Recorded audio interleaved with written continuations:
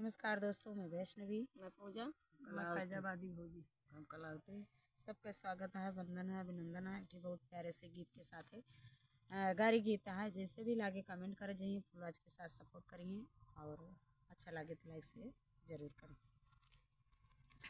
हथवा मालई के देवरू काला माटी ताबिया हो, हथवा मालई के देवरू काला माटी ताबिया यर के करी इंग्लिश कई पढ़ाई, सीताराम से बनी हरे के करी इंग्लिश पढ़ाई, सीताराम से भजो अपने वो सरवा से बोली है देवरू कई बानी, अपने वो सरवा से बोली है देवरू के बाही, अरे हम करबई गई पढ़ाई,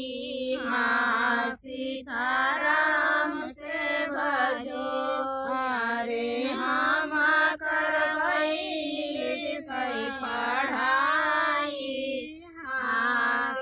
सीताराम से भजो।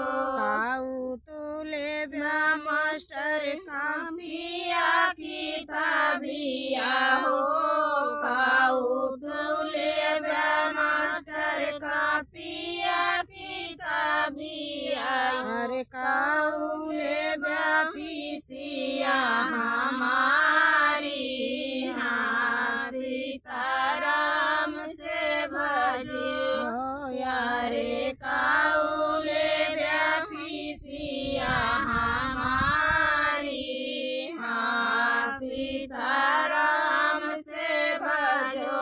नहीं हमारे भाई बहनी कापिया किताबिया हो, नहीं हमारे भाई बहनी कापिया किताबिया, अरे नहीं ले भाई फीसिया तोहारी, सीताराम से भजो यारे नहीं ले भाई फीसिया तोहारी, सीताराम से भजो।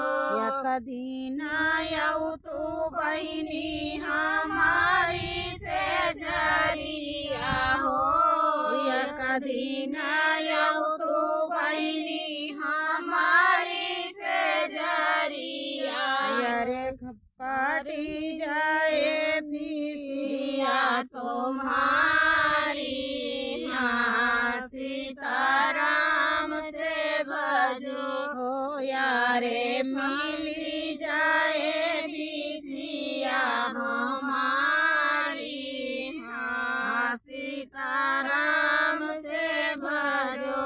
तो फ्रेंड, आप सभी को प्यारा सा गीत कैसा लगा कमेंट बॉक्स में जरूर लिखिएगा।